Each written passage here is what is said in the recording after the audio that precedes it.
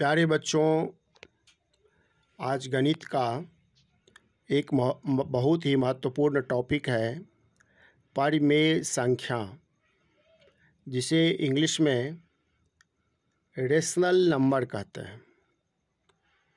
हर एक बच्चा जो क्लास 7 में पढ़ता है या क्लास 6 के ऊपर किसी भी क्लास में है, चाहे वह क्लास 7 हो, 8 हो, 9 हो, 10 हो, यह टॉपिक पर अच्छी पकड़ होनी चाहिए। यदि कोई बच्चा क्लास 7 में है और उसे परिमेय संख्या का ज्ञान नहीं है, तो समझिए कि उसका ज्ञान गणित का अधूरा है या वो बच्चा पढ़ने में कमज़ोर है। तो आइए परिमेय संख्या को क्लियर करते हैं। परिमेय संख्या का परिभाषा है कि ऐसी संख्या जिसे p/q के रूप में व्यक्त किया जा सके। अब ऐसी कौन सी संख्या है जिसे p/q के रूप में हम लिख सकते हैं? तो एक एग्जाम्पल लेते हैं, 1/2। 1/2 अभी p/q के फॉर्म में नहीं है। अब हम लोग क्या करेंगे, इसको 12/10 लिख सकते हैं। पॉइंट को हटा दिए तो एक नीचे में 0 लग जाता है। अब इसको 2 से कैंसिल कर दीजिए तो 6/5 हो गया। तो 1.2 इक्वल टू 6/5 हो गया।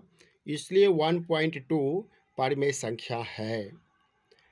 परिभाषा पाइए, ऐसी संख्या जिसे p/q के रूप में व्यक्त किया जा सके। तो p/q के रूप में व्यक्त कर दिए। जहाँ p और q पूर्णांक हों तो 6 भी पूर्णांक है और 5 भी पूर्णांक है। पूर्णांक 0 से शुरू होता है, 0, 1, 2, 3, ये सब पूर्णांक हैं। जहाँ p और q पूर्णांक हो तथा q 0 नहीं हो, यानी नीचे में यहाँ पर 0 नहीं होना चाहिए, तो इसमें हम क्या देख रहे हैं, 1/2 परिमेय संख्या क्यों है? क्योंकि 1/2 को हम p/q के रूप में व्यक्त भी कर सकते हैं।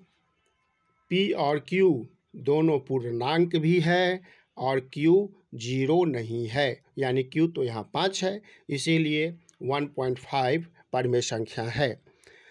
कुछ बच्चे क्या कहते हैं डेफिनेशन में कि वह संख्या जो p/q के रूप में हो, नहीं, ऐसा नहीं कहना है। वह संख्या जिसे p/q के रूप में व्यक्त किया जा सके, जोड़ दीजिए इस पर कि वह संख्या जिसे p/q के रूप में व्यक्त किया जा सके वह परिमेय संख्या है। यदि हम ये कहेंगे कि वह संख्या जो p/q के रूप में हो तो 1.2 तो p/q के रूप में नहीं है, हाँ, इसको व्यक्त कर सकते हैं। अब एक एग्जाम्पल लेते हैं, 0.9। अब यह p/q के फॉर्म में नहीं है, लेकिन इसे p/q के फॉर्म में चेंज कर सकते हैं। तो 9/10 p/q के रूप में आ गया, देख लीजिए। तो यह परिमेय संख्या है। तो इस तरह से हम लोग और भी एग्जाम्पल लेंगे। इसको मिटा देते हैं। उम्मीद करता हूँ कि ये परिभाषा आपको याद हो गया होगा। ऐसी संख्या जिसे p/q के रूप में व्यक्त किया जा सके, जहाँ p और q पूर्णांक हो तथा q 0 नहीं हो, परिमेय संख्या कहलाती है। अब देखिए और भी हम लोग एग्जाम्पल लेते हैं कि इस कंसेप्ट को और स्पष्ट किया जा सके।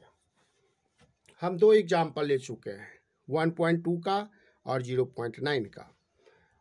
अब 2 पूर्णांक 1/3, इसको कैसे पढ़ते हैं? 2 पूर्णांक 1/3, इंग्लिश में कहते हैं 2 होल 1/3। अब ये p/q के फॉर्म में नहीं है, इसको p/q के फॉर्म में कन्वर्ट कर देते हैं। 3 2 जा 6, 1, 7/3 p/q के फॉर्म में आ गया, इसीलिए 2 होल 1/3 परिमेय संख्या है। और आगे एग्जाम्पल ले लेते हैं, सिर्फ 8 ले लीजिए। 8 भी ये परिमेय संख्या है, यह भी परिमेय संख्या है। 8 परिमेय संख्या क्यों है? क्योंकि 8 को हम लोग पी बाई क्यू के रूप में व्यक्त कर सकते हैं। अब इसी तरह और भी एग्जाम्पल लेते हैं। 1/2 परमेय संख्या है क्योंकि यह तो ऑलरेडी पी बाई क्यू के फॉर्म में है ही। 0 परमेय संख्या है क्योंकि आप 0/1 लिख सकते हैं। माइनस इसमें लगा हुआ हो परमेय संख्या है क्योंकि इसको आप लिख सकते हैं। ये परमेय संख्या हो गया। इसी तरह से और भी कुछ एग्जाम्पल लेते हैं।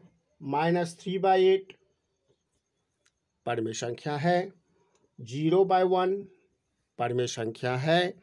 हाँ, 1/0 परमेय संख्या नहीं है। जिसके नीचे में 0 लग जाए वह परमेय संख्या नहीं है। जैसे 5/0 परमेय संख्या नहीं है। लेकिन यदि 0 ऊपर में है 0/5 तो परमेय संख्या है। 1 परमेय संख्या है क्योंकि 1/1 यानी वे सारे नंबर्स जिन्हें हम पी बाई क्यू के रूप में व्यक्त कर सकते हैं, यानी पी बाई क्यू के फॉर्म में ला सकते हैं, पी बाई क्यू के फॉर्म में एक्सप्रेस कर सकते हैं, उन्हें परमेय संख्या कहते हैं। उम्मीद करता हूँ कि आप समझ गए होंगे। Thank you.